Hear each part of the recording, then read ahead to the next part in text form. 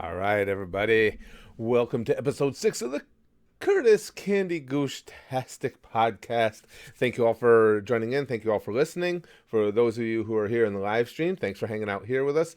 For any of you listening on the podcast and are not aware, we record these podcasts as live streams at our YouTube channel. You can come be a part of it. We've already got a good-sized gang here in the comment section who are going to be a part of the podcast themselves. And it's right at the best way to find us is just go onto YouTube and in the YouTube search, put in Spaz Boys Comedy. Come right to the channel. Just subscribe to the channel. You'll get updates on. Typically, we're going to be recording the podcast on Sunday afternoons, and the podcast goes live out to all the podcast outlets at 9 p.m. Eastern Time on Sunday nights. We might be adding a second podcast, seeing as how these are typically all political related, more serious issues. The group that's here with me at the YouTube channel will tell you that we have a lot of fun in live streams, and some of them, like the Free for All Fridays, are really kind of off the wall, fun, silly, talk about anything. You never know what's going to come next. I think those might make for good podcasts. So we may be taking another day, maybe Wild Wednesday or something else really witty wild witty Wednesday. Yeah, something really witty like that. And we might be doing a second podcast that's just for laughs, just for a good time. Can talk about anything. Can be serious if you want, but most likely not going to be. I don't know, but we're thinking about it. Just come over to Spaz Boys Comedy if you want to join in on the actual recordings of the podcasts. And of course, in this video, in the description of any of our podcast videos, there's a link where you can go and find the home for the actual podcast. And at that site, you can get links to whatever your favorite podcast server is. We're fortunate we're on all of them. Okay. Again, I will be coming to the gang here for commentary. That's how you get to be a part of all this loveliness. We're going to start off today with an article I just read. Oh, excuse me, guys. I just punched my Afro mic here. Long story.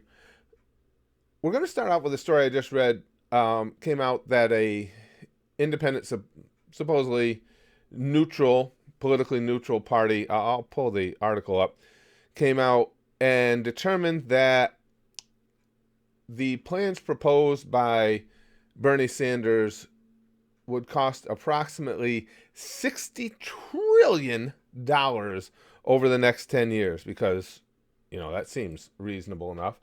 And as someone who has been saying for some time that the plans that he has proposed are going to cost substantially more than he is willing to admit, as he is willing to acquiesce, this did not come as anything of a surprise to me whatsoever. But let me just read you some clips from the article, and we'll get right into discussing it here. The article, it's all over the place. If you do a Google search on Bernie Sanders 60 trillion, you're going to find it. I'm reading from the CNN article, which was written by Ronald Brownstein.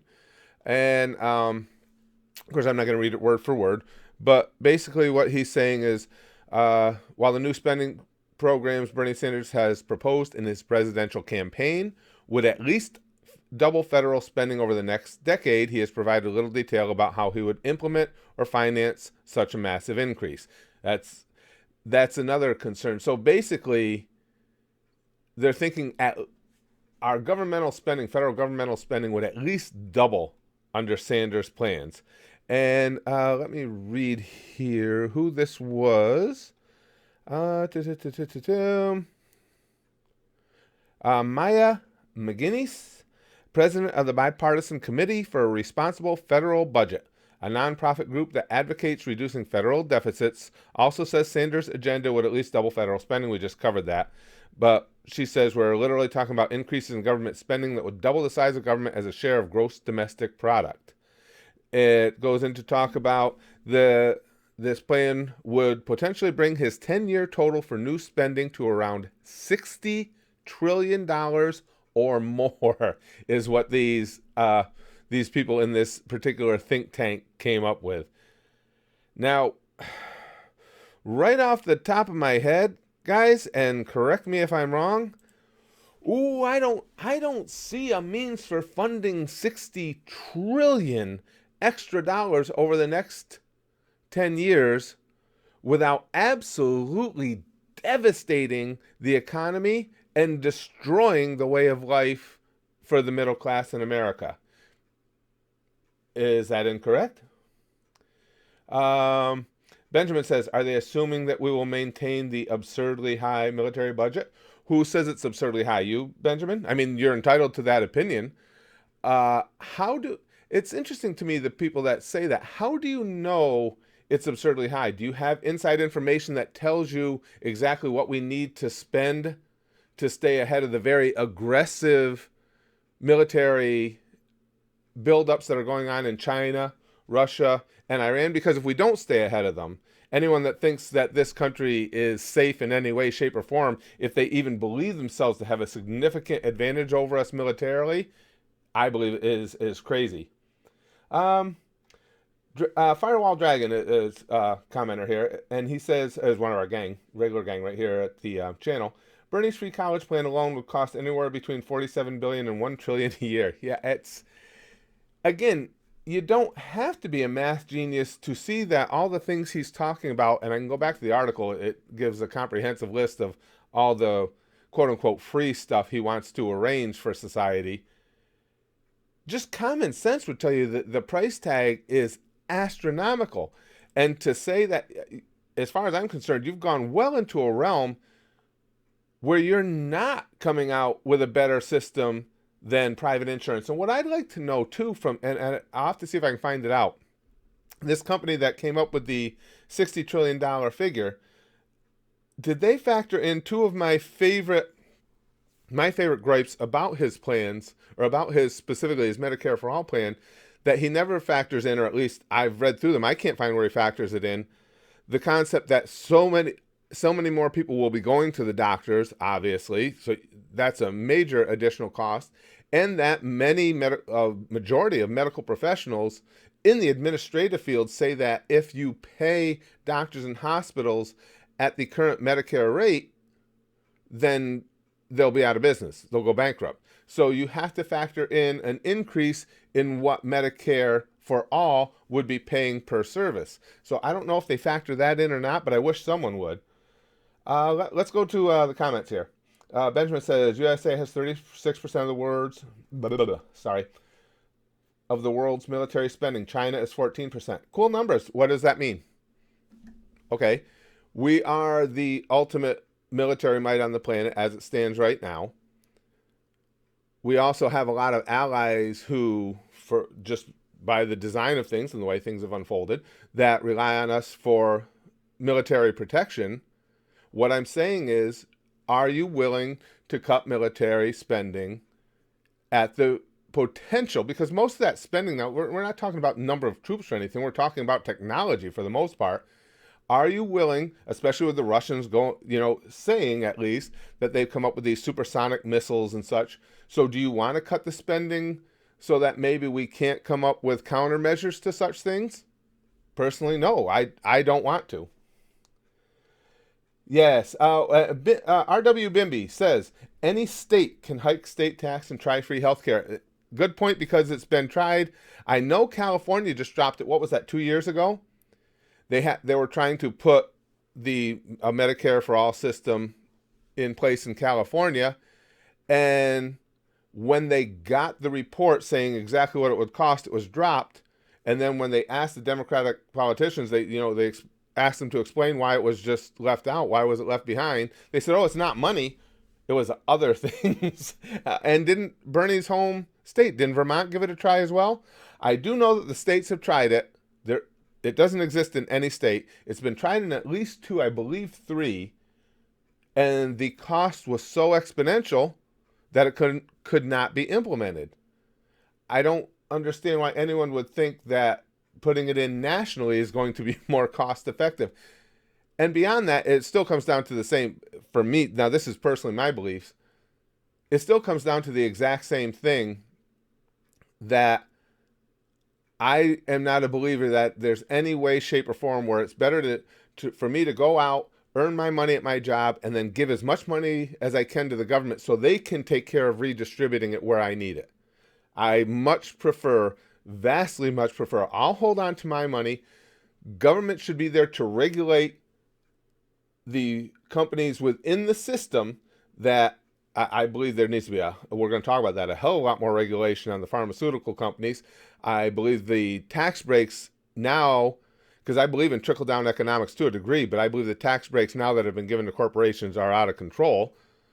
I think the government needs to rein these things in on our behalf, but allow us to make the decisions with our own money on how we're going to spend it.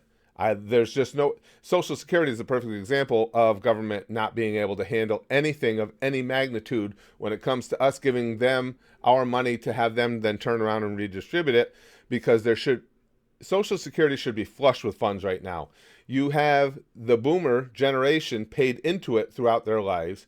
They're just coming into retirement age, so that they should be flush with money. Even with that money invested conservatively, you should have tons of money in those accounts, and of course it's on the verge of going out because the government mismanaged it. Both sides. That's not a stone throw at either one of them. Democrats and Republicans did it.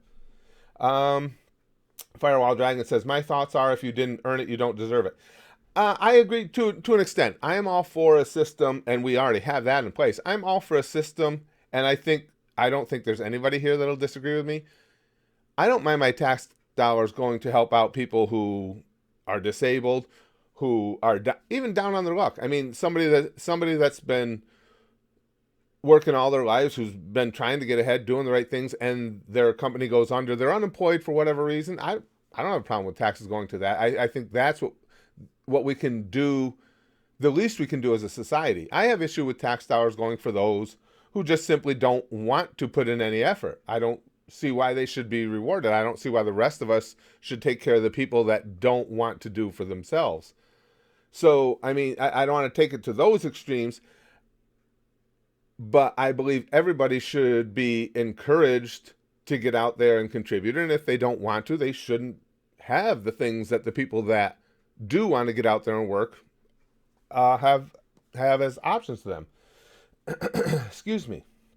Mazmaker says, see, this is exactly why I oppose Bernie's plan and support a public option. I do as well. Doesn't fuck with the salary of doctors and nurses, because if public pay sucks, just work for the private sector. Right. And that's something we've got to be really careful with. And as well, you can make the case, we're going to be talking about pharmaceutical companies. It extends into that field as well. You do want doctors, nurses, healthcare providers. You want pharmaceutical companies. You want all of them to be able to make very comfortable livings. We'll get to education, but in the situation that we have right now, obviously the education is very expensive, but beyond that, you want brilliant minds going into those fields. You know, when you're on the table, and this hits close home to me because all I eat is red meat, so it's my future. When you're on the table having your heart attack, you want that doctor to be one of the brilliant minds that's out there. And it's unfair to expect that what a surgeon can make, what an ER doctor can make, what a nurse can make, if that money is cut, if they don't make a decent living, there's no reason to expect the brilliant minds to go into those fields when they can go into other fields. Now, granted, in an entirely socialist system, nobody will make much money except the government. But outside of that, you want the bright minds in there. Arthur says, for all the crap they get, pharma is the biggest contributor to medical research and development in the U.S., which is the biggest contributing nation, bar none. I agree with that 100%, Arthur, and when we talk about it, that was going to be one of the first things I brought up was what people say when they vilify pharmaceutical companies, and there's plenty to vilify there. What a lot of times people leave out is the ridiculous amount of money they pour into research and development to come up with these drugs, to come up with these procedures, whatever it may be.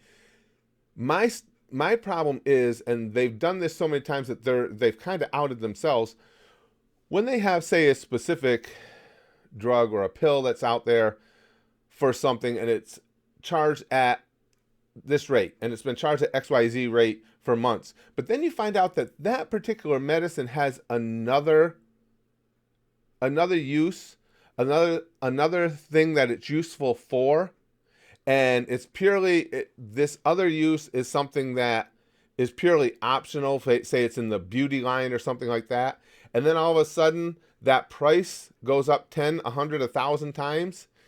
There's abuses going on there, and well, I don't want to get too far ahead of myself. I found out something really, really interesting about pharmaceutical companies. I'm going to share it with you when we because that's coming up next. When we talk about them specifically, something that I didn't know I got from a tax specialist, somebody who's actually going to be a CPA very soon. He's on his last test to become a CPA. Brought up something to me that I didn't know. I'm going to assume most of you don't know, and it pisses me off. I bet it's going to piss you guys off too, but I'll bring that up when we start talking specifically about the pharmaceutical companies. The Woggle says, yes, that's capitalism. Companies and people work for profit. I agree. And I believe capitalism is the superior system.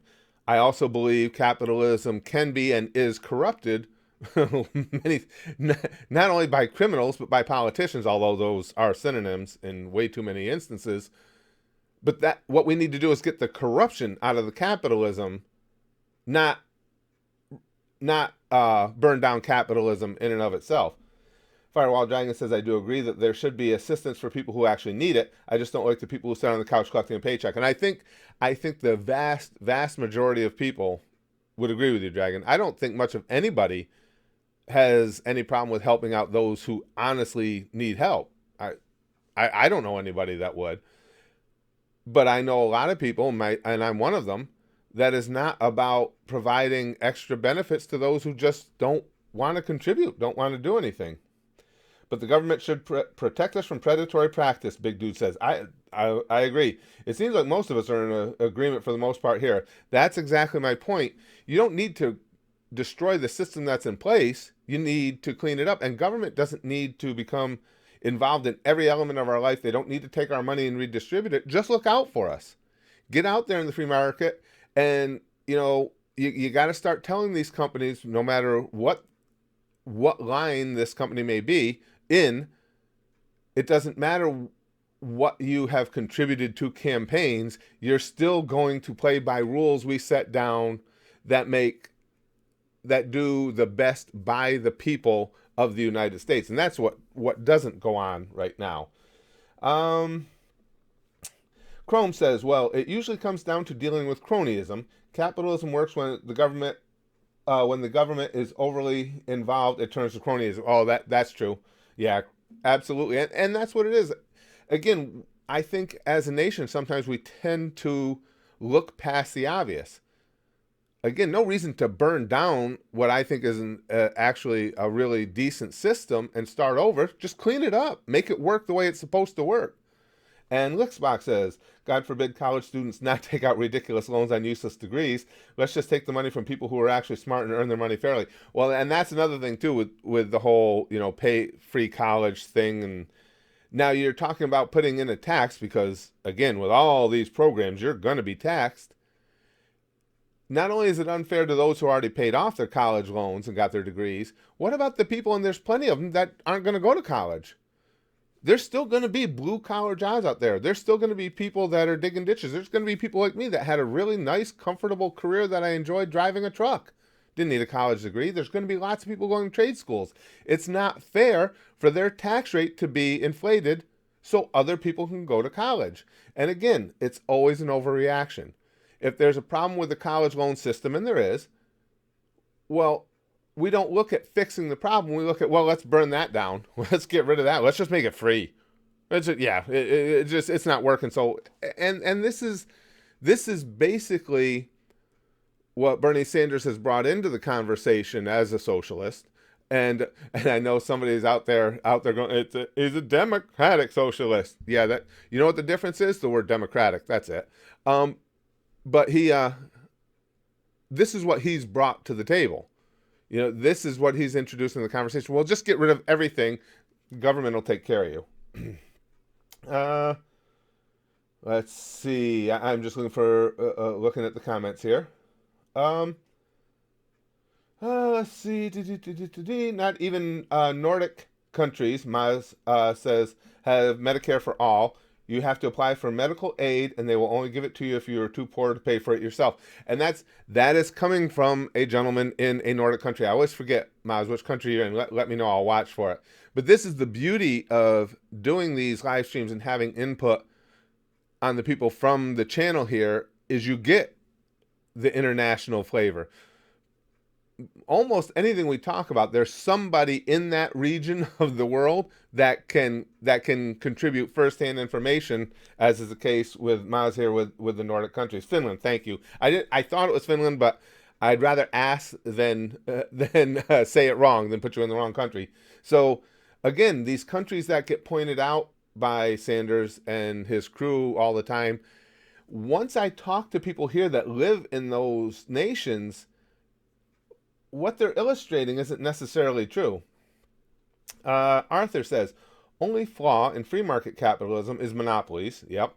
If they can't even handle that, why should we give them more control in exchange for all the good? Yeah, I agree.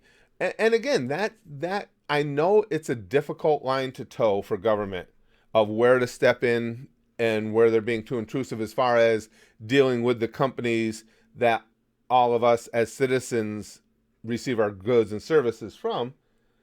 But as it stands right now, the government just doesn't do enough. The pharmaceutical companies are a good example. You know what else I'd like to see? And we've talked about this in the past. There needs to be something done about superfluous lawsuits. I think it can't be understated how much money that costs us as a nation every year, and particularly in the medical field. I mean, the simple fact is, when you have an illness, when you have an injury, and you're brought into a doctor, that doctor could well be among the most competent there is, but maybe there's something going on here that hasn't been seen before.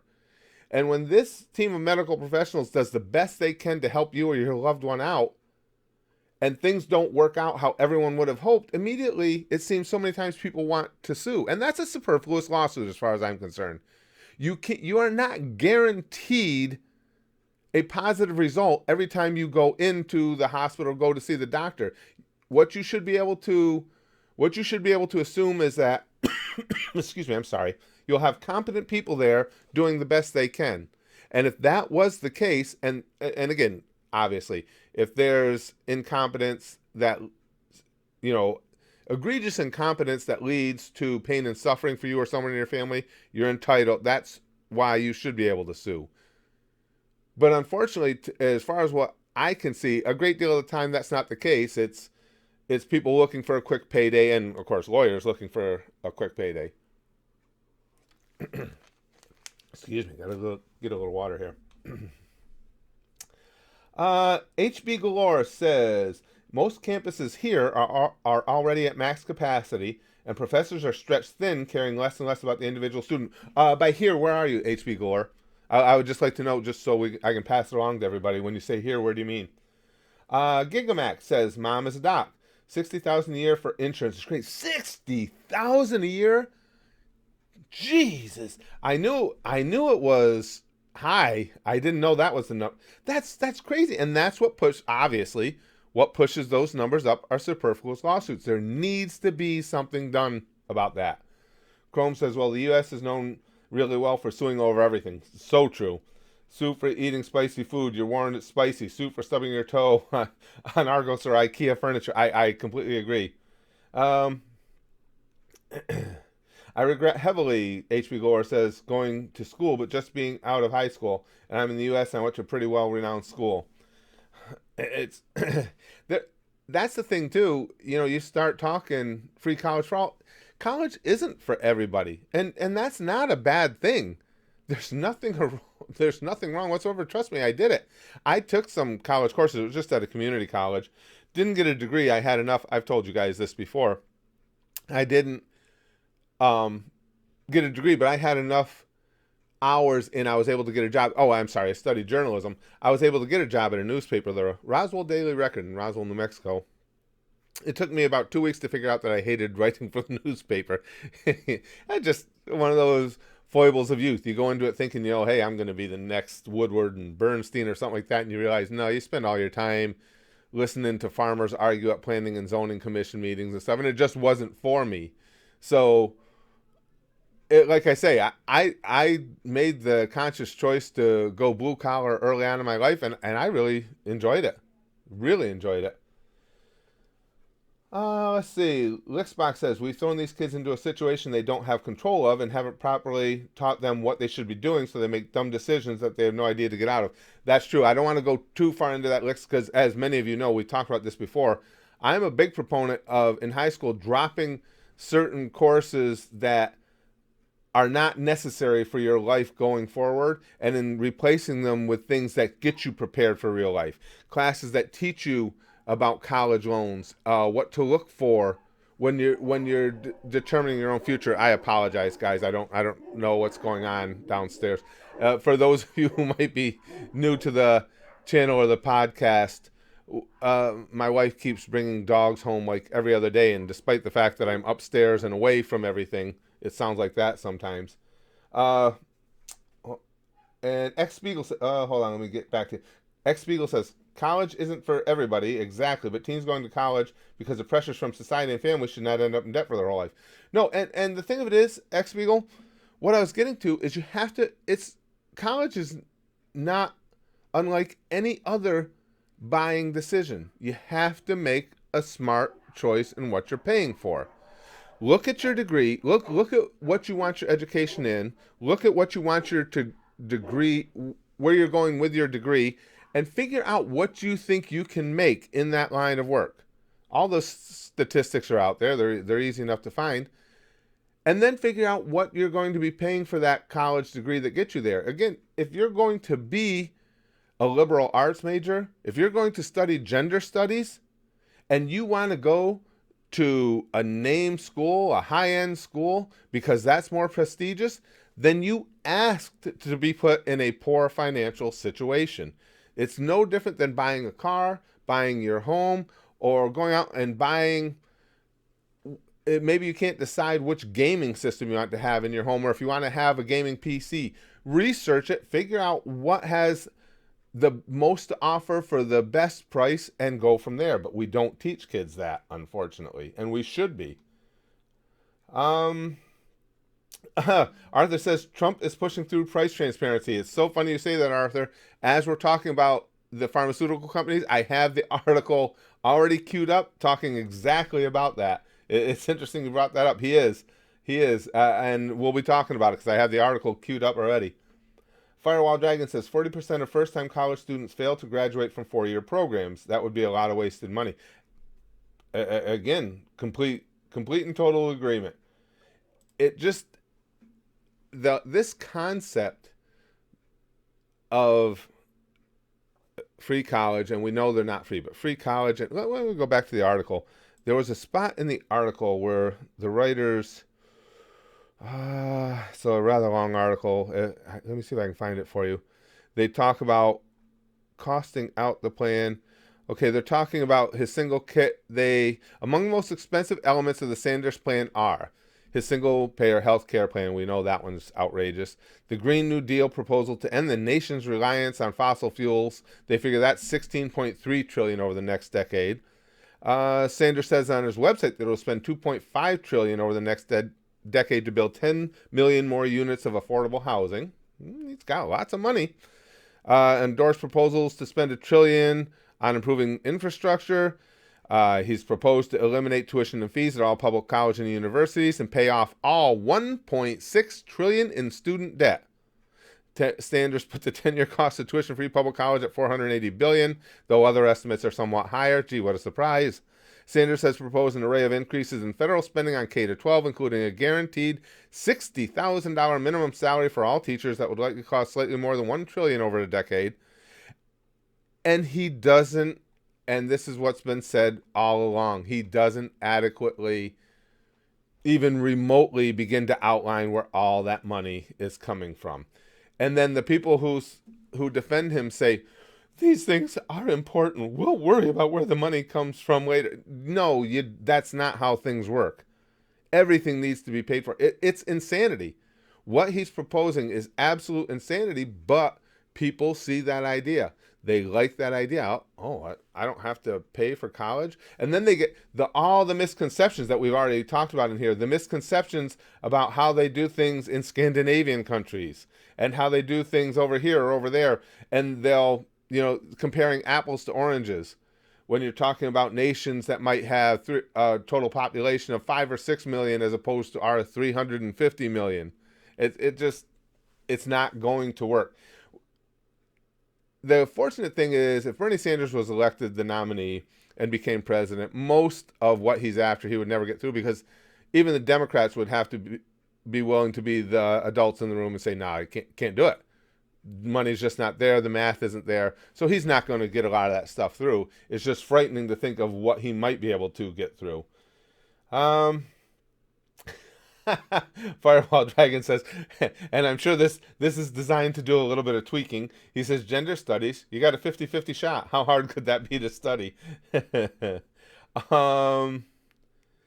see.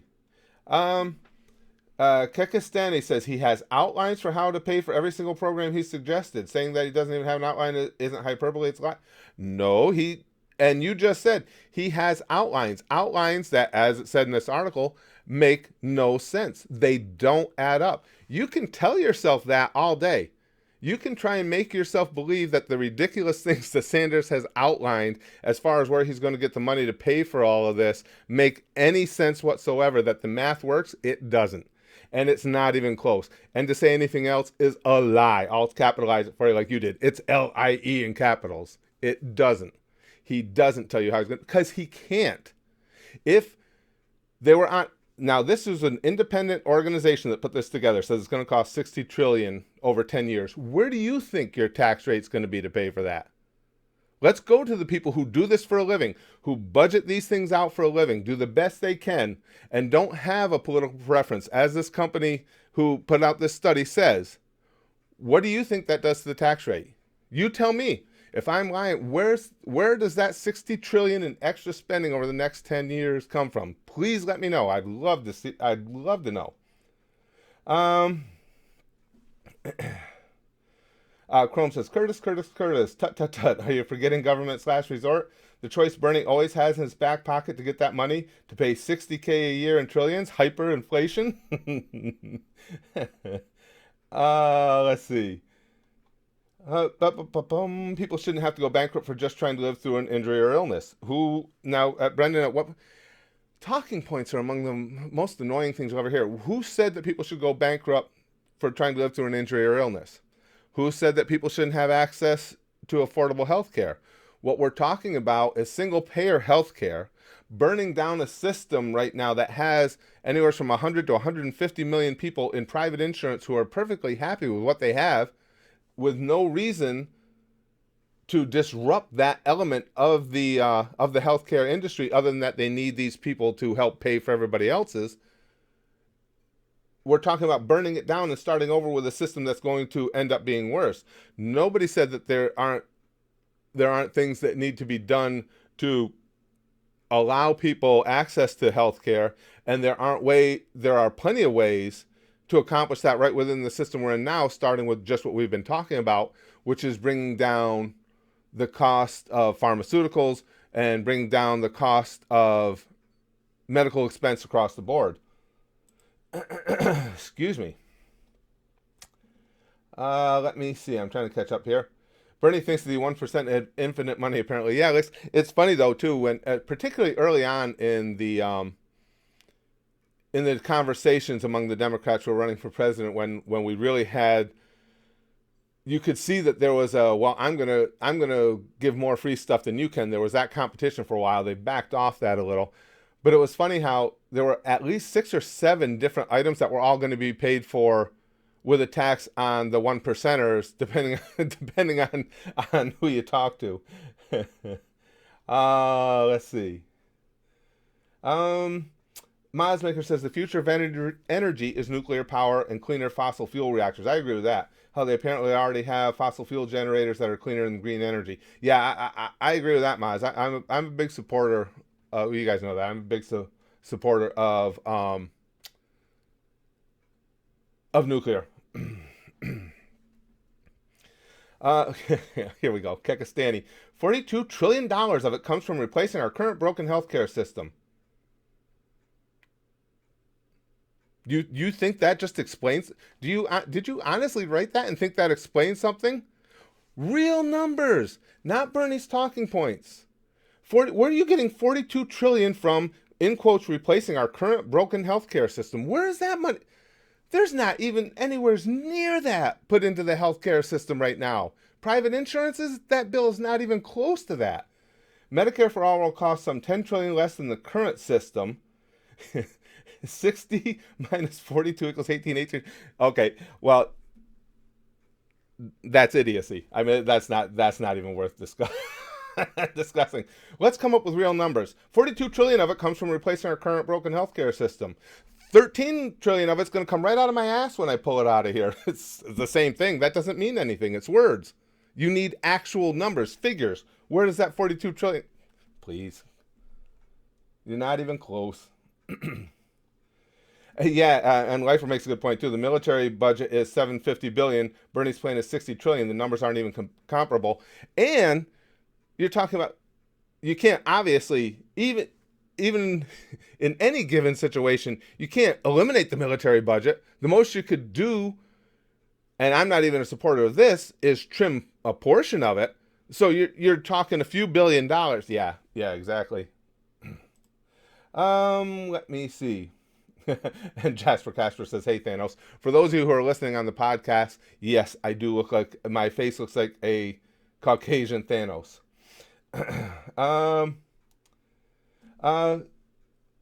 Omega Delta says, "My university was 2K, now it's 4K. Glad I graduated before."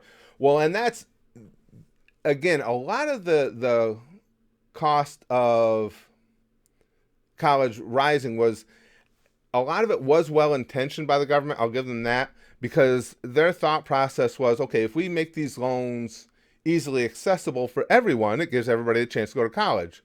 And that is well-intentioned, until everybody could get college money. So the colleges and the universities went, whoa, we can charge whatever.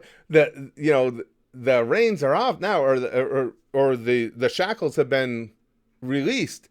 We can charge whatever we want because anybody can get money, and that's what started that whole process in college becoming so expensive. So in other words, there are plenty of things that need to be addressed. It doesn't need to burn. You don't need to burn down the system to address them, is what I'm trying to say. Let me see. We're quite a ways in here now. I have several other things I wanted to talk to you guys about. Moving on to. And again, let me say in closing, bottom line is, we can talk all the ins and outs all we want. There's still, and I've had anyone yet to be able to explain to me how it works better to give government your money to have them then turn around and redistribute it to you. Why is that better than you keeping your money, government watching out on your behalf, and you decide where you're going to spend your money on what? When has the government ever proven that they can take any massive project that requires a lot of money, that you put in a lot of money, for them to then turn around and redistribute? Social Security is the perfect example. It's probably the best example of that in American society. When have they proven they can do it? Because Social Security, they've completely fucked up. Completely screwed it up. There's no way that anybody can make me believe it's a good idea to give government that kind of power, particularly with their track record. Now we're going to talk about the pharmaceutical companies. I had something really interesting happen. When I talk about these things, I always try and, I look to get the details and try and bring real numbers into them as much as I can. I was having a horrible time. I wanted to find out, where is it written down? Because pretty much, if you want to find specific financial information on most any company, it's out there if you dig enough, because most of it's public record. I was trying to find information on these pharmaceutical companies, and okay, what do you guys spend on research and development every year? I would like to have seen it broken down as, let's take this medicine that was created in calendar year 2019. How much money in research and development went into that? How much does it cost to make each individual pill now? So on and so forth. I just wanted to see. I looked and I searched and I can't find anything that I trusted. I can find a lot of people with projections, a lot of people in the business who think they can make educated guesses, but I couldn't find any real numbers. And it just struck me odd because typically that type of stuff is out there for major corporations. And a friend of mine, a good close friend of mine, was over the other night, and we're sitting watching football or what. We're always watching football. No, we're watching basketball the other night. And he works in the financial field. As a matter of fact, he's in the process of becoming a CPA. And he explained it to me. He goes, "Oh no," he goes, "they don't have to make that public.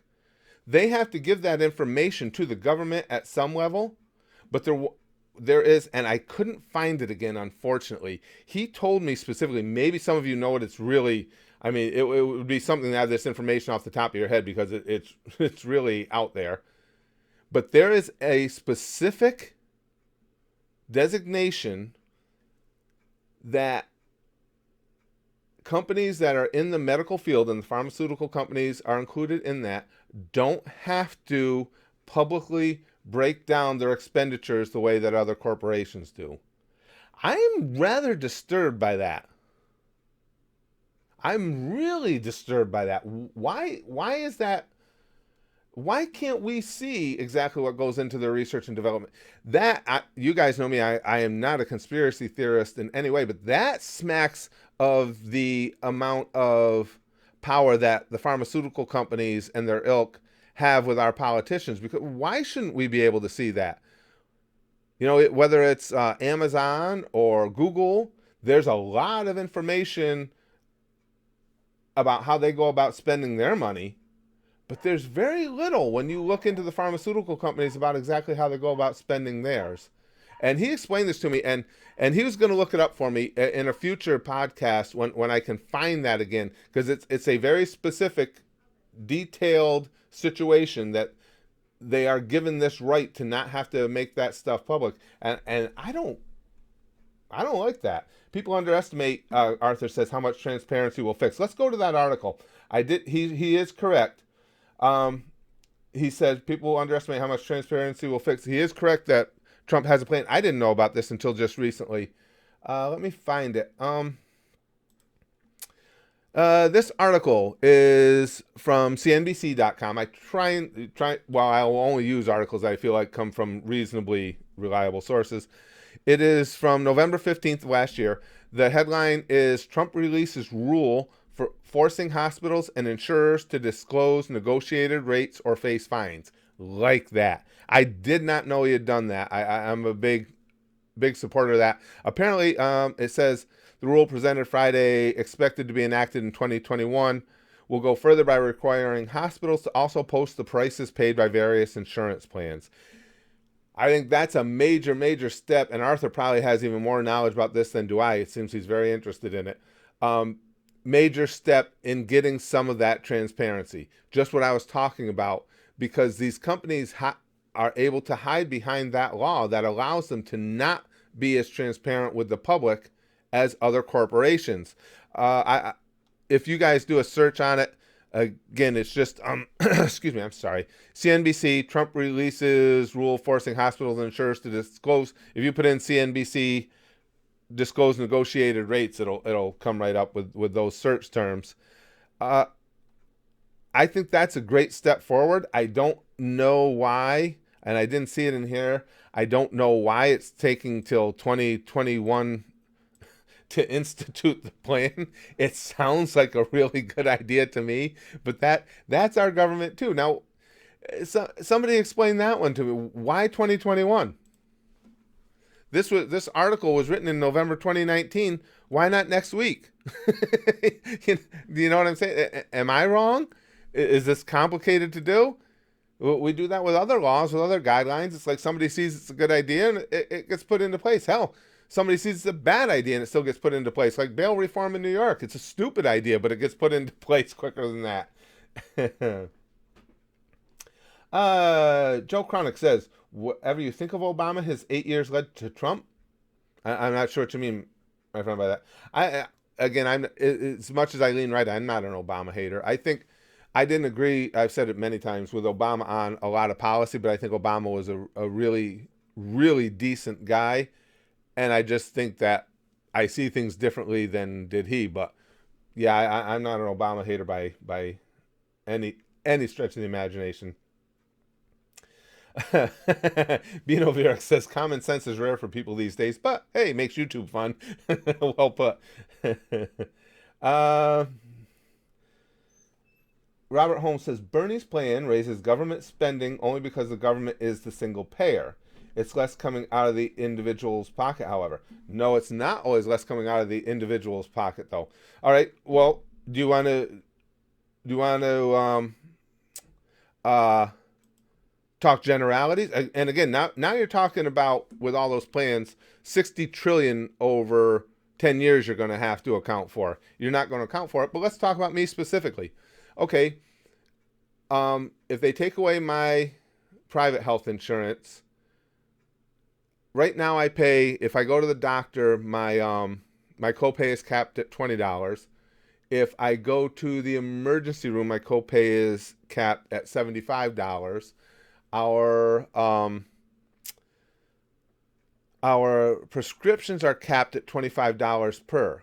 What that does, especially on the prescriptions, that gets everybody motivated to make sure that there are good generics out there and stuff to keep that underneath the cost. And I pay $0 per month for it. So when you make blanket statements, I'm an extreme case, but when you make blanket statements that, oh no, well, under Bernie's plan, everybody saves money because there's not going to be deductibles and there's not going to be copays, there's not going to be this, there's not going to be that. Granted, all of his plans together are going to cost 60 trillion over 10 years, which Germany is a good example. I had a conversation about Germany the other day. What that's going to do to the tax rate is insane. Right now, if you make, the number was right around $62,000 a year. If you make that and you're single in America, that puts your tax rate at 12%. If you make that and you're married filing jointly, that puts your tax rate at 22%. Now that's your base rate. That obviously we all know that's not what you end up paying by the end of the year once you get your tax return and everything. In Germany, if you make that, it's 42%. And what we're talking about taking on here in Bernie's plans is going to have a cost that's going to skyrocket us way past the 42% mark. I'm sure he wants that act to help his reelection too. That could be, Arthur. Yeah, the transparency. Arthur's talking about the transparency in costs in the medical field that we were just referring to in that Trump had put forward. If people will pay less, then Cal can do it now. That's R.W. Bimby says that, and that's true. Again, California, it wasn't last year, it was the year before, right, guys? Wasn't it 2018? Where they had everything put in place to go to single-payer health care within the state. They got from their own budgeting offices, they got the numbers on what it would cost, and they went, well, let's not do it right now. Let's see. Kekastani, no, not everyone is going to save money, but overall as a country we'll be paying less. The tax rate for Medicare for all is a flat 4% after $29,000. And that's not going to cover it. Again, I've seen Bernie's plan. He leaves out a lot of, I've been specific for you. Look in his plan. It doesn't adequately count the fact of how many more people are going to be seeing the doctor, and much more importantly, that at Medicare for All, you cannot pay Medicare rates to health providers at the current rate and have them be viable. They would go bankrupt because the majority of their money is made from people who have private insurance. The thing is, he can put any numbers he wants out there. The numbers don't make sense. Flat 4% after $29,000 is not going to pay for it. It's not. Do the math. Again, let's talk about everything as a whole. 60 trillion over 10 years. You're not even in the ballpark. It's not even close. If you want to go to Bernie's site and you want to just blindly believe what he tells you that these numbers are going to work and not do the math, that's your right. It's not going to work. And your first sentence, no, not everyone is going to save money. So what? So now you're just going to shift the onus Okay, well, right now, this group of people is getting screwed. So we need to take care of that. To take care of this group of people, let's screw this group.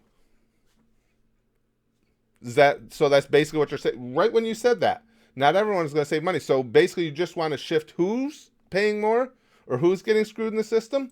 This seems fair.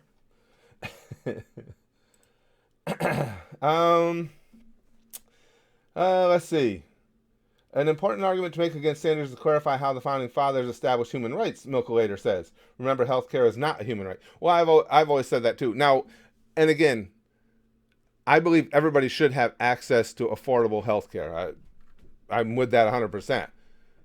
I don't believe that burning down the current system and going to a situation where we give the government all our money and say, here, you take care of all of our health care for us is ever a good idea, because they will not do it efficiently. And the amount of money they'll need from us will eventually be so extreme. That's basically why socialist countries end up in revolution, because the government ends up taking all the money from you. The people can't live. And that's why you see things like you see in Venezuela. Joe Chronic, need to be strict with companies to pay their fair share of tax. Oh, Joe, I agree with that. Now, that's something that, again, lean, as much as I lean right, they've given far, far too many tax breaks to major corporations. Absolutely. I believe in trickle down, but again, to me, trickle down is like if you got, everything has to be food because I'm a fat guy. If you got a nice warm cinnamon bun and you put a nice little frosting on top, and it trickles down from the heat and gets to all sides of that cinnamon bun. What the government's done right now is they've just taken one cinnamon bun and about 5 pounds of that nice frosting and just slapped it on the top. Now, the whole thing ain't going to trickle down. That cinnamon bun's going to cool before it melts at all. And that's where we're at. We need to take a lot of that frosting off the top. You are misrepresenting virtually every aspect of Bernie's plans. Not at all. You can say that all you want. It's not true. Not at all. It's the information you've been given, so there's no reason for you to think otherwise. What? I'm not sure, Kegastani. We're talking. I'm not even sure we're speaking the same language here. I'm telling you, the numbers don't add up. It's not information that's been given. The numbers don't make sense. What you just quoted, 4% over 29,000, will not pay for what he wants to do. And it won't pay for what he wants to do at the numbers independent companies have stated that his plans will cost. Well, again, it gets ridiculous to even address something like that. How is that a misrepresentation? You aren't looking at the actual numbers from the actual studies and research. Didn't we just discuss... All right, Kekastani, you're going to believe what you want to believe. Listen, you think it's a good idea, if you do have a job, to give your money to the government and let them redistribute it back to you. I don't. They won't do it well. It will end up poorly for everybody because you're giving the government way too much control. And Bernie's numbers don't make sense. They don't add up. If you sit down and do the math, they don't add up, and it's not even close. But again... Well, you're not using the numbers that the studies have shown. Those are what we just quoted. 60 trillion extra spending over 10 years. Let's move on. What else did I have planned for today? Oh, this was this was just something that came up in conversation. It was funny. I am a proponent of the death penalty. I believe in the death penalty. I believe it should be a cornerstone of the justice system. When I used to do stand-up, it always used to make me laugh. I had a whole bit I did, and I don't think I ever had anything I did where people wanted to take something as, even though it was presented in the stand-up comedy forum, take something that I said and try and leverage it to be something that I really believe. What I used to say was, not only am I a proponent of the death penalty for cases of extreme violence perpetrated by one person onto another or a group of people, but I think that we should have kind of a lottery system, whereas if you're convicted of certain misdemeanors, the judge just kind of spins a wheel, and on that wheel is just a very tiny little sliver that says death penalty. And if you come up on it, you get it for that misdemeanor, just to make things more interesting and to get people to stop doing shit like jaywalking. It was all told tongue in cheek, but you would not believe how many people were livid, livid about me suggesting that. I would have people approaching me after shows, coming up to me saying, "How can you? Do you know that my daughter, my son, or somebody the other day was just in a fender bender, and okay, it was their fault and they went to court. Are you saying because of that they could get the death penalty?" And of course, me, rather than explaining no, it was a joke, I was on stage during stand-up, I was like, yeah, they just got to eliminate your kid. They shouldn't have been involved in that fender bender. But speaking of too much government control, death penalty. See, now people will say that the death penalty, they don't like the death penalty because it's vengeance, not justice. But isn't any sentence vengeance? I mean, okay, if you shoplift and you get fined $200 for shoplifting and it goes on your record, that's what the system has seen as their vengeance for you having shoplifted.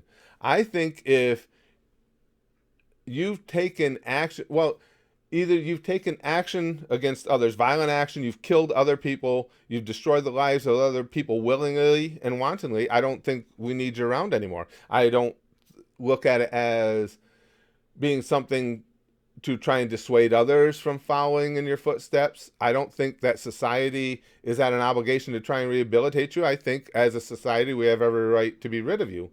So if you, and I should quantify, again, if you take an action that results in the deaths of another individual and you wantonly have done this, or individuals, or if you're one of the telemarketers that calls unsolicited, those two groups. Nacho says, if 1 + 2 = the square root of a quadratic duck, then we'll find the circumference of that ass. I like that that little departure from the serious. Yes. Link says, yeah, I don't like the death penalty. There are so many cases of innocent men dying. I don't know about so many cases. I don't know of all that many of them. But what I'm saying is, especially by today's standards, with the forensic abilities we have now, there are a lot of situations where the death penalty, you're not misrepresent, or you don't have the wrong suspect. Let's go to the shooting in Florida, the school shooting. We know the kid that did it. There's no question about it. There's absolutely no doubt about it. You can't make a case, and that's to me what it should be. Okay, if you're going to give the death penalty, can they make a case? Can the defense make anything of a reasonable case whatsoever that it was not their client who did it? You can't make that case. We know that kid did it. There were all the witnesses. He was caught doing it. I don't think we need him around. I'm all for get rid of him. You went in and you snuffed out that many innocent lives for whatever reason. I don't care if it's mommy and daddy didn't give you enough hugs. I don't care if you got bullied. I don't care what led you to that point. You took out those people. It is absolute justice to me that you just need to go. Philip says, in England, it used to be a hangable offense to cut down a young tree. What counted as a young tree was always kind of vague. Death penalties fine, just need to be very clear when punishable. What's punishable? Yeah, I agree with that, Philip. And again, what I was talking about earlier was a joke, but that's what I meant by the emotions it stirs. I was on stage doing stand-up, and people would still challenge me on that like it was a real belief. It's like, how can you say that? Do you know how many different misdemeanors there are that mean nothing, that could be accidents, and somebody could die? But I did bring some of it on myself because instead of, at that point, I thought it was ridiculous to have to explain to them it was a joke. So I would dig my feet in and say, no, they got to go. Don't make that mistake. Dragon says, the death penalty makes the victim's family feel a little better. I'm for it. See, again, I think to some people it would give them some closure, sure, but I wouldn't even take it that far. I mean, to me, if you've gone off the rails for whatever reason, that you've victimized other people, you've snuffed out their lives. We're not talking an accident here. a traffic accident or something like that, where there's all sorts of extenuating circumstances. I mean, you're a Timothy McVeigh who went out to kill a bunch of people. I, I, I think you should go, even if it's one person. I think when you have rapists who have raped someone and killed them also in the process, actually, for me, you don't even have to take it to the next level of killing them. I don't think we need you anymore. I don't even like the idea. It's just like child molesters. I hate the fact that repeat offender exists within the child molester statistics. That should be a one and done. Whether you want to kill them or not, they should never see the light of day again. There's no way for me to believe that you can ever say you have actually rehabilitated a child molester. Now again, yes, you have to be very specific. We're not talking about, let's say in New York, I believe the age of consent is 17. We're not talking about a 17-year-old and a 16-year-old dating. Granted, could you make the case that 17-year-old is going to get a child offender or a sex offender status? Yes. It's entirely different than a 25-year-old abducting 5-year-old children or something. So yes, there has to be parameters within the sentencing. But yeah, I'm for getting rid of those people. I think it does more good if one of them repents. Are they saying? If they repent? See, for me, it's just no. Once you've taken those actions, we just yeah. We don't. I don't say there's any going back. Let's see. According to Time, the false conviction rate in death penalty cases is 4%. From what era, Benjamin? That's very pertinent here, because the death penalty has been a part of American justice since the early days of America, since the founding of America. And I'm talking about how it stands currently, not how many people. I'll grant you, there were a lot of people. Well, and you got to remember too, if you go back far enough, you're talking during the age of slavery and right after, where they were just looking to kill black people for different things. The justice system was so there were, the percentage in the black community back then of death penalty cases was probably way, way, way higher than 4%. So in other words, timeline is very important when you get a number like that, Benjamin. The bullet is honorable is the thing I like to say. Yeah, time period is everything. And again, I'm not saying your number's wrong. I'm just saying for that statistic, I would need to know what eras you're including. Okay, we're getting close to the end here. I saw this earlier. I wanted to share this with you. This woman, her name is Patricia McCormick, and there's an article on her right here. It's on Yahoo. It's yahoo.com. Again, if you want to see the article, yahoo.com. And if you put her name in, it'll come up. It's Patricia McCormick, MacCormack. She is a goth woman, just by her own admission. She is a philosophy professor from the UK. Now, as soon as I saw the term philosophy professor, I started to laugh. That's what got me to read the article. It's like, okay, this is going to be something stupid, because we talked about useless degrees. Philosophy as a degree. What? Why is philosophy a degree? What useful purpose does anybody can philosophize? Anybody can. I don't believe you can teach somebody to philosophize at a higher level than someone else. I think philosophy degrees are idiotic to start with. But basically, what she's saying is she wrote a book. Let me get all the details.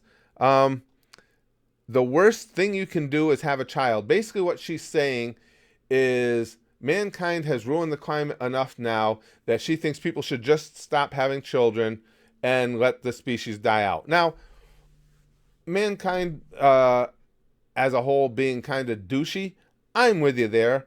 But if there was ever something that is just absolutely clickbaity in the real world sense, in other words, she's just trying to sell books by saying something completely outrageous, and it works. I mean, first of all, she's a philosophy professor, or am I saying that right? Is that her official? Yes, philosophy professor. For me, and you guys can feel free to disagree with this if you want. You're a philosophy professor. I don't really think that that your thoughts on any real issue have any more relevance than certainly anyone else's at all, because you're a philosophy professor. It's a bullshit profession to begin with.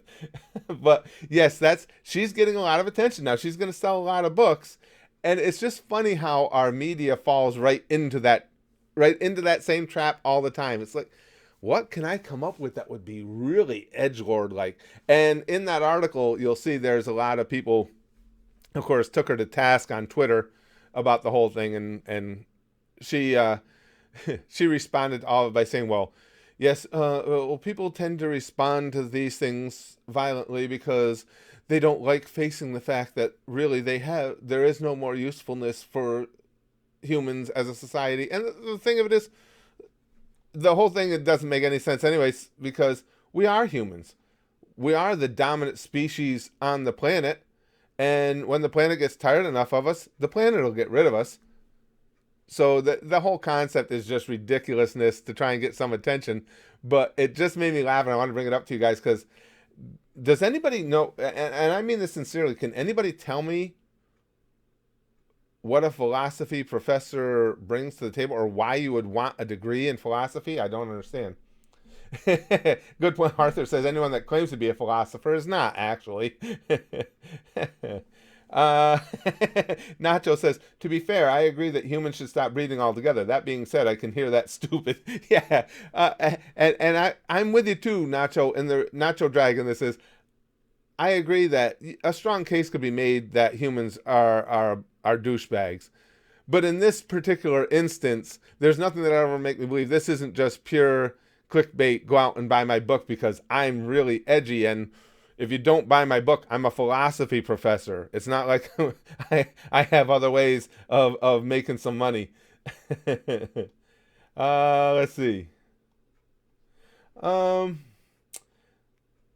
Philip says, this kind of arrogance always pisses me off. Do you realize how difficult it was for your ancestors to survive and pass on their genes? Good point, Philip.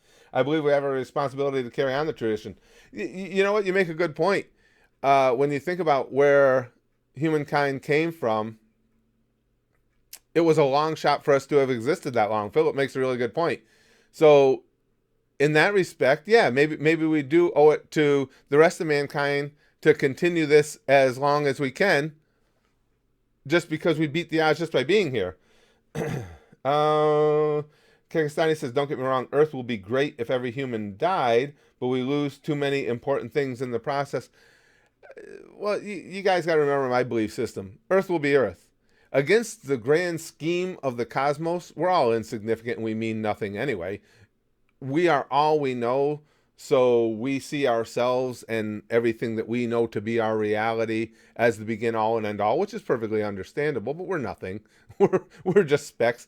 To me, and you know, in my belief structure, we are just a phenomenal. We beat the odds in a phenomenal way to even exist. There were so many things that had to transpire to put so many different elements into place perfectly to create what we know as life. We might as well ride it out as long as we can. And if the planet gets destroyed in the process, so what? Grand scheme of the cosmos means nothing. We're all going to go back to the void that is nothingness at some point anyway. So that's why I guess I have a different way of looking at things than do others. Humans are the only reason things have value. That's true, Arthur. That's a good point. And because we created value, as Arthur says. No, and that's true. Because again, the cosmos, the planet, the stars, everything that's been, the cosmos doesn't know time. It doesn't know value. It just exists. That's all. And see, to some people, they're like, when I say that, a lot of people say, oh, that's so depressing. I don't think it's depressing. I think it's kind of cool. I think it's kind of cool that we beat these odds to be here and to be able to all sit around and have this conversation. But is it going to last forever? Nah. Unfortunately, nah. Azaria says, I don't want my child to grow up in this world, so my responsibility is to not have a child. My grandmother already got enough grandchildren for my brother and sisters. And that I completely respect. I respect that wholeheartedly. If that's your feeling on how things are, and you just don't think that bringing a child into this world is something that's going to be beneficial to that child and isn't going to be an experience that's good for that child, I think you're doing the right thing. But again, the reason I say it's the right thing is because, as you're saying, that's your perspective, and everybody should be allowed to have that perspective. But for some philosophy professor to tell us that we have to stop breeding because we're being mean to the planet, that's looking to sell books. Matthew Zeller says, there are a lot of really dumb philosophy majors, in quotes, but I like philosophy itself. It's simply the study of knowledge and how we know things, but some people think it makes them geniuses. Well, that's true, Matthew, and we're actually in agreement. I think philosophy major is ridiculous because, as you just said, anyone can be a philosopher. Anyone can. And it's the study of knowledge somewhat, and philosophy in and of itself is also, I guess this is what lends it towards being a bastion for the arrogant types, is that a higher level of understanding. And they don't have a higher level of understanding. They just think that they do because they're philosophy majors. But I say philosophy professor is ridiculous because I don't think the true nature of philosophy as an abject thought can be taught. I just think it's something that everyone has their philosophies, and some of them are more cogent and seem more reasonable than others. So basically, we are in agreement about that. Arthur broke it down even more. Oh yeah, don't get me wrong, I love philosophy, but peddling it as a skill is just sheer arrogance. Right. A learned skill, absolutely, that's right where I am. If we carry on our wasting habits, then we could be fucked. You're right, Joe, could be. I don't, as I've told you guys, I am not a disbeliever in climate change. Climate change is real. I just don't believe that mankind has had as big an impact on it as a lot of people who will profit greatly from a panic will lead you to believe. Climate change is real. Mankind may have some effect on it, but I have my doubts about how much. Philip says, Socrates once said, if you feel you must marry, do so. If it is a good match, you'll be happy. If it's a bad match, you'll become a philosopher. His wife was constantly telling him to get a job. That's pretty good. Now, that's exactly what I'm talking about. That Socrates quote, that's not something you could teach somebody to think. You know what I'm saying? So Socrates didn't need a philosophy degree to come up with that quote and to come up with that rationale and that way of thinking. Kekastani says, that's a really good quote. I'd never heard that. I like that. I wouldn't say they are better at philosophy for getting the degree, but they are much more articulate in conveying their thoughts and locating fallacies in their own ideas. Agree with part, don't necessarily agree with others. I agree that probably it does help them with articulation. Sure, I think a lot of college degrees would help you be able to more adequately articulate what you're trying to say. I don't disagree with that. As far as locating fallacies in their own ideas, I don't necessarily believe that. Because that's something that, regardless of what you're taught, you have to want to find those fallacies. And I think that's more of a case, ideally that would be the case with them, but I think that's all individualism. So in other words, I'm sure some philosophy majors are really good at that. I'm thinking just because of the nature of human beings, others not so much, because no matter what they say, they're not going to look that hard they're not going to be that tough on themselves and their own philosophies. But I get where you're coming from with that one, yes. And the first part of it, I do definitely agree. Kekastani says Socrates was literally the person who taught many people anyway, yes, to think like that. But that's what I'm getting to, Kekastani. It's not a result of his education to me. It's just the result of how his mind worked. That was my point about, and that's why I stick to it. Philosophy degrees being basically, for the as far as the philosophical elements of it, being basically useless. If you want to say, well, there are certain things you can learn from others in philosophy, that's true, but that's the case with anything. as far as making you better at philosophical thinking, no, I don't think the degree does that. No, I know what you're saying, Kegastani. Like I say, I know what you're saying, and I don't disagree with you. But what I'm saying is, it's not his degree that got him there. It wasn't what he learned. It was just the way his mind worked. Right, and that's exactly what I'm saying. All of us can be philosophers to some degree. That's why I think that it's kind of a silly degree. Chrome says philosophy degrees just mean you think really hard while sitting on the toilet, like Michelangelo David. Boy, you know what that means, Chrome? After Taco Bell night, I am one philosophizing MFer. I philosophize the enamel right off of my commode after Taco Bell night. Philip says, education, what education? Socrates was a 54-year-old military pensioner. He couldn't even read. Exactly. That's a good point, Philip. That's what I'm saying. What Socrates brought to the world was something that was just part of how his brain worked, and it worked in a really impressive manner. And again, you're not going to be able to teach anyone to think like Socrates. It's either going to be there, or it's not going to be there, and that could be, that could be coming from a college professor. They could have that type of mind, and it could be coming from a ditch digger. It doesn't really matter. That's all how your mind is structured. Well, thank you guys very much. This has been a really, really fun stream, really fun podcast. I appreciate everybody who hangs out in here with me. Again, as I said at the beginning, guys, if you want to be a part of the recordings of these podcasts, they take place at our YouTube channel. Just go on YouTube and search Spaz Boys Comedy. You'll find it. A lot of anime stuff there and everything you may not be interested in. I understand that. But once a week, maybe coming up twice a week, we do have these recordings for the podcast. So if you'd like to be a part of them, by all means, come join us.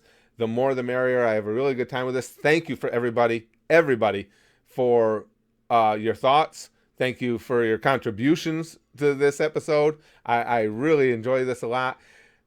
You can always find the podcast if you want to catch up on whatever podcast server you use, provider you use. We're there. It's Curtis Candy's GOOSHTASTIC podcast.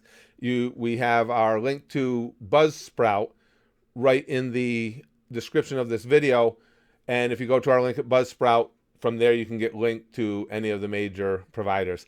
Thank you again for all the support. Thank you for all the conversation. Thank you for the laughs. Thank you for the insights. A lot of good insights as well. We'll be back next week, if not before. If we add a second podcast to it, it's going to be one that's going to be there just for laughs and having a good time. I think you'll enjoy that. It's something that we do here at the channel all the time. Thanks again, everybody. I will talk to you really soon.